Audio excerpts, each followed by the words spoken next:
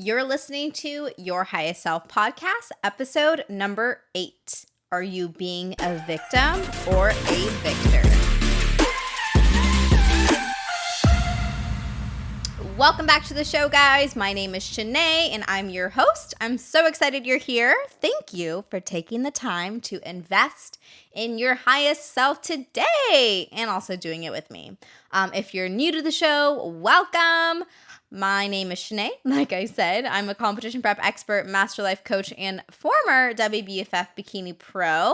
And in this show, I provide holistic solutions for your mindset, your fitness, and nutrition, because I have been all over the board with that, and helping you find all that with balance so that you can step into your highest self. So it's launch week. If you're listening to the show live, we've been giving out a new episode every single day until today. So next show will be on Monday, same time, same place. And as a special celebration for this launch week, because this podcast, you guys, has been in my head for like many years. So I'm just so happy to finally be doing it, having the courage to sit here and record. So as a special thank you and, celebration for myself, we're doing a giveaway. So if you just scroll down to the show notes, you'll see what the giveaway details are and how you can enter. So today's topic is super juicy, and if you've been listening to the episodes every day, you will have noticed that we have a certain little bit of a theme going on, and today's episode is going to wrap it up very nicely for you, and that is the difference of being a victim versus a victor. So in this episode, we're going to talk about how victim mentality shows up, how to shift from victim to victor mentality, and practices for your everyday life to maintain this new standard. So let's get into it. First and foremost, victim mentality is a couple different things, but the way that I usually explain it to my clients is when you are making excuses, blaming others or yourself for things, or when you have a really high sense of insecurity, that's usually how victim mentality shows up. So to give you some real life examples, I see victim mentality show up in my clients when they are blaming circumstances for like not being able to either get their workouts done, or blaming other people or situations for how they feel, making excuses for themselves, and also just really like pointing the finger at others and saying like, boo me, why me, all this stuff is happening to me, poor me, poor me, poor me. And being the coach that I am, I do not allow it. So if I see one of my clients really standing in their victim mentality, and they're looking for that validation of, yeah, I totally understand. Like, yes, girl, I know it. I see you. Instead of like giving that to them, I just say it straight. And I say, you're being a victim. Like, you're being a victim. Like, own up, put your big girl pants on and own up to this. Like, you know that this isn't really how it is. And if you want to be successful, if you want to have personal growth, like, it's time for you to take responsibility for these things in your life. So that's how victim mentality can show up. Write this down: excuses, blame, and insecurity. So when you're in victim mentality, you most likely have not been able to achieve your goals. You most likely have been either, cycling through the same self-sabotage loops, cycling through the same habit loops that aren't serving you.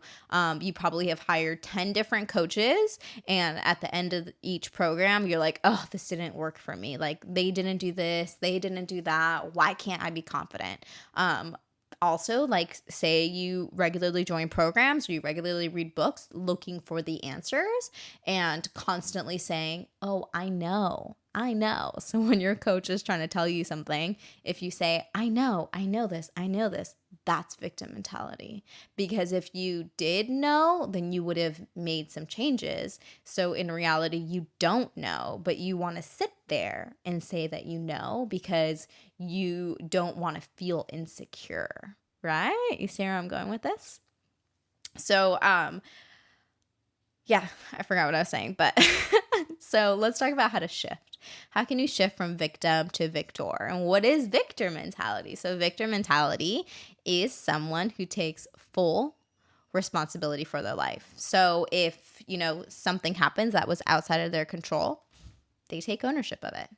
If something happens where the program's not working, or maybe they're not making as much progress as they want, or they still are feeling kind of crappy, they take ownership of it and they say, you know what, I'm not feeling great right now, but I know that if I just continue with this, and if I can stay positive and I continue putting in the work, I know this is going to work out for me. That is victim mentality. And honestly, it's sometimes really, really hard to come by. And it's also hard to stay there. It's really easy to shift into victim mode, and it's really easy to always look for the easy way out when doing the work is the shortcut. So it's one of those things it's a practice. One of my favorite sayings is excellence is a habit. So staying in your victim mentality is a habit. It is a practice. You have to work at it every day to try and see the glass as half full instead of always half empty, or whatever. So practices for your everyday life to maintain this new standard. First is a mantra. So my favorite mantra is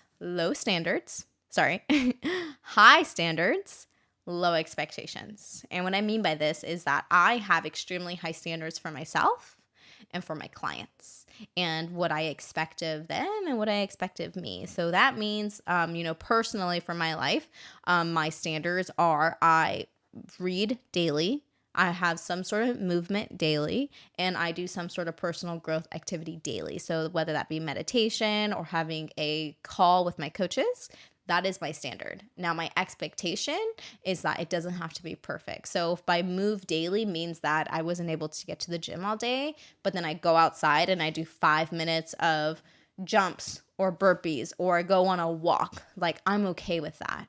Because disappointment usually leads to us feeling like a victim. And disappointment is the difference between reality and expectations. So that's why I have high standards for myself, but I maintain low expectations. So I don't get disappointed in myself. I don't ever become a victim and blame other people or circumstances for my progress. So I hope that makes sense. So I hope that you adopt that mantra into your life, and it can be about anything. It could be, with your workouts. It could be with like people. I actually came up with this mantra when I was competing, because I found myself at the end of my shows getting really disappointed. Like if I didn't place as high as I wanted to, or if I didn't place at all. And I was really thinking to myself, and I know I really haven't done a show about like my past history yet with all my competitions and how I am in the space I am now, but I did many shows in a short time frame, and every single time I did a show, I was like, okay, how can I have really low expectations for the show, aka not expect to win, but still have really high standards for myself, and like, do my best. And that's where I came up with, okay, like I have high standards. I stick to my program. I put in my best effort every single day, but my expectations for how this show is going to end result, that is low. Like I have no expectations. My expectations are just that I have my high standards that I stick with daily. Second practice is a daily practice of journaling. I love journaling. I do it every day, but I did not love it for the longest time. Like, did not love it. And it was really hard for me to create this practice. And I also wondered, like, if it was really that big of a deal. I was like, does it actually work? But when I, read all these books and I listened to all these podcasts, and always the most successful people did have some sort of practice of checking in with themselves and journaling. And so I think it was in 2018, I set a goal to do it for 90 days straight. And after that, I was hooked. And the reason being is that it gives you an opportunity to check in with yourself, because a lot of times we are so up in our head and we're thinking a million things, but we don't know what we're thinking about because we become unconscious. We start to operate on our autopilot. And so journaling gives you an opportunity to tap out of your subconscious, stop being unconscious and start to be conscious. So you consciously have to think about, okay, what am I thinking? And you start writing it down. Within the journaling practice, what I recommend you doing is writing down 3 things that you're grateful for. When you start to express gratitude and you start to look for the things in your life that bring you joy and that you're very grateful for, it shifts you out of victim mentality instantly, because you cannot be in fear and in love at the same time. It's physically impossible. So journaling with the gratitude practice. And then the last practice is something that you're also going to do every single day. It is finding 3 different things that brought you joy. So if you decide to do your journaling practice at night, you can add this in, but you can also just do this at the dinner table. When you sit down with your family, you can do this with yourself, like when you're brushing your teeth. That's my trigger. I do this when I'm brushing my teeth, and I've trained myself to always do this when I'm brushing my teeth in the evening. I think of 3 things that brought me joy that day. And the reason why this practice is very powerful is because our brains naturally have a negativity bias, which means that we naturally are going to look for the things that didn't work, the things that were hard, the things that you're not happy about.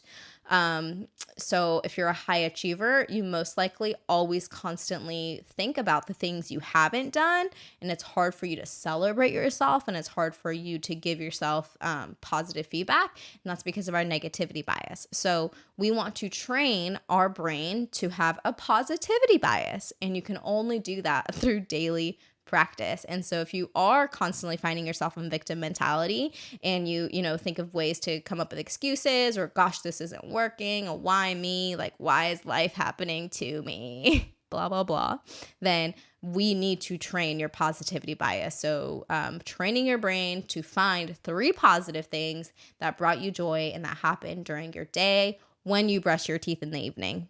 Steal my trigger. Do that. So that is it for today's episode and the conclusion of our launch week. If you're listening to this live with me, it is August. I don't know what day it is. So just to recap on what we talked about today, victim mentality shows up as excuses, blame, and insecurity. Shifting from victim to victor mentality all starts with what you're saying in your head.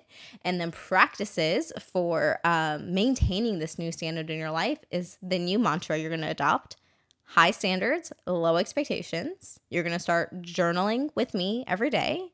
And then every evening when you're brushing your teeth, you are going to list out 3 positive things or things that brought you joy that day. Let's start training our minds to seek out the positive and stop seeking out the negative. So I hope this was helpful. I'm really excited to see and hear what you guys think about the show. Please leave a review or, send me a DM on Instagram. You can find me at shanaemomoko.com so I can stalk you, hang out with you, see what you're doing, and see where you're listening in from.